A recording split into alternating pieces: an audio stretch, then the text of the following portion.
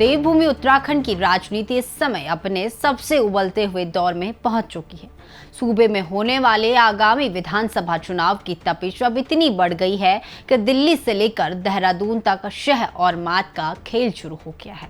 देश के गृह मंत्री अमित शाह, प्रधानमंत्री नरेंद्र मोदी और मई के आखिरी हफ्ते में भारतीय जनता पार्टी के राष्ट्रीय अध्यक्ष नितिन नवीन की ताबड़तोड़ रैलियों के बाद अब चुनावी रणभेरी में कांग्रेस ने अपनी सबसे बड़ी तोप उतार दी है।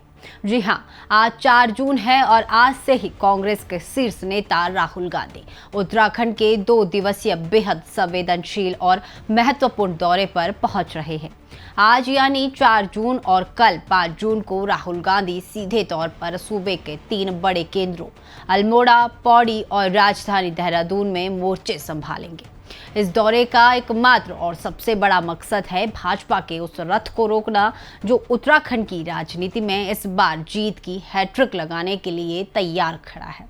दिलचस्प बात यह है कि पिछले दिनों जब प्रधानमंत्री नरेंद्र मोदी, अमित शाह और नितिन नवीन उत्तराखंड आए तो उन्होंने अपनी चुनावी रणनीति के लिए मैदानी इलाकों यानी देहरादून और हरिद्वार की धरती को चुना, लेकिन कांग्रेस के रणनीतिकारों ने इस बार पासा पलट दिया। राहुल गांधी आज सीधे पर्वतीय अंचलों और दून घाटी की कमान संभाल रहे हैं ताकि सीधा प्रहार पहाड़ के मूल मतदाताओं पर किया जा सके। आपको बता दें, इस चुनावी जंग की गहराई को समझने के लिए हमें ये जानना होगा कि ये चुनाव कांग्रेस के लिए सिर्फ सत्ता में वापसी का जरिया नहीं है। लगातार 2 बार यानी साल 2017 और साल 2022 के विधानसभा चुनाव में भाजपा के हाथों करारी शिकस्त झेलने के बाद कांग्रेस इस समय उत्तराखंड में करो या मरो की स्थिति से गुजर रही है। राजनीतिक विश्लेषकों की माने तो यह चुनाव उत्तराखंड कांग्रेस के राजनीतिक अस्तित्व का सवाल बन चुका है। यदि इस बार भी यानी साल 2027 के इस महामुकाबले में भी भाजपा अपनी हैट्रिक बनाने में कामयाब हो जाती है तो राज्य की सियासत में कांग्रेस के लिए दोबारा पैरों पर खड़े होना और मुख्य धारा की राजनीति में टिके रहना बेहद मुश्किल हो जाएगा। शायद यही वजह थी कि कांग्रेस आलाकमान इस बार किसी भी तरह की ढिलाई बरतने के मूड में नहीं था।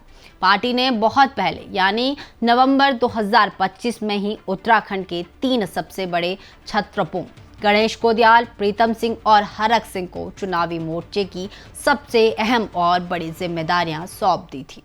पार्टी के इस कदम ने साफ कर दिया था कि वे इस बार चुनावी बिसात पर एक एक चाल कितनी गंभीरता और फूंक फूंक कर रख रहे हैं।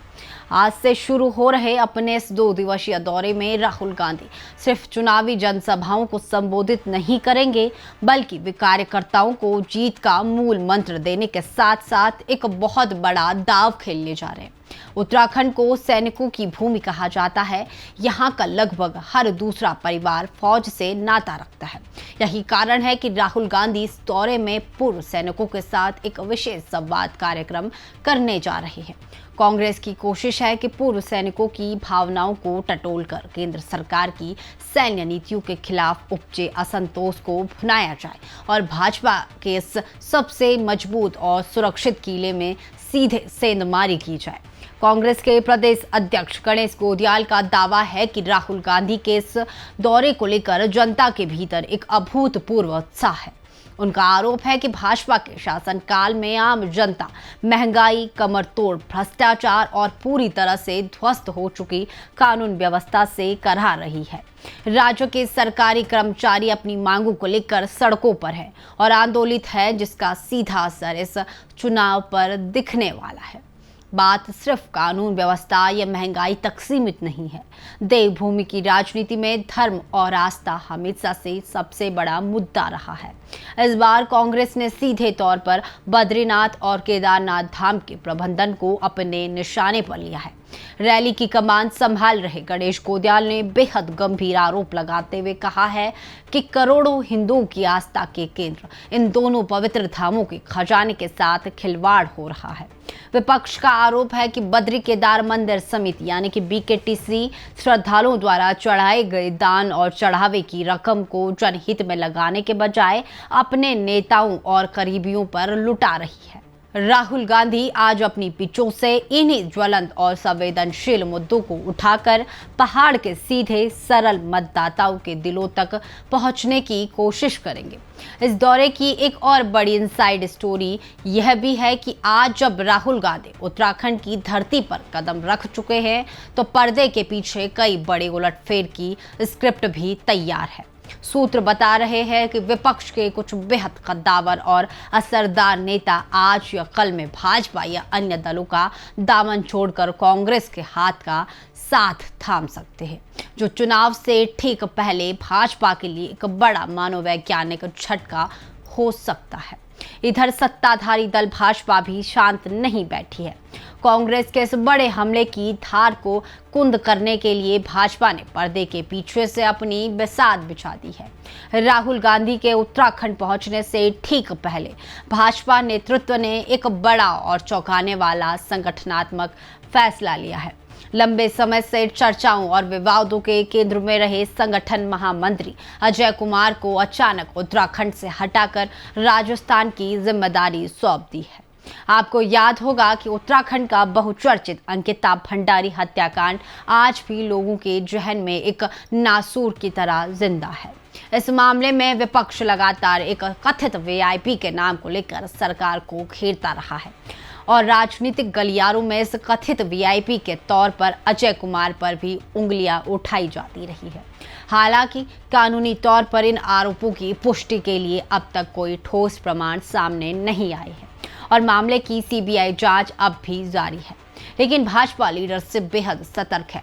वे अच्छी तरह जानते हैं कि चुनाव के मुहाने पर विपक्ष को ऐसा कोई भी मुद्दा नहीं देना है जिससे उनकी छवि पर आ जाए।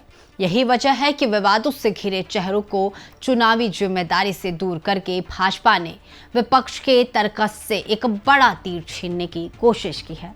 कुल मिलाकर देखा जाए तो आज यानी 4 जून का यह दिन उत्तराखंड की राजनीतिक नियति तय करने की दिशा में पहला कदम है।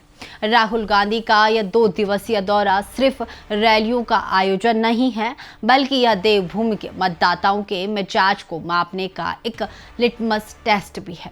इस दौरे के खत्म होने तक और आने वाले दिनों में जनता की प्रतिक्रिया से यह काफी हद तक साफ हो जाएगा कि क्या वाकई उत्तराखंड के पहाड़ों और वादियों में सत्ता विरोधी लहर चल रही है और बदलाव की बयार बहने लगी है, या फिर हमेशा की तरह धरातल के सारे समीकरणों को ध्वस्त करते हुए जनता एक बार फिर केवल मोदी मोदी के नारे पर ही अपना भरोसा जताएगी।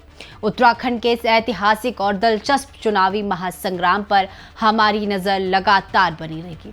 पल पल की निष्पक्ष और जमीनी रिपोर्ट के लिए आप देखते रहिए उत्तर भारत लाइव का डिजिटल प्लेटफॉर्म। फिलहाल के लिए बस इतना ही और मुझे दीजिए इजाजत।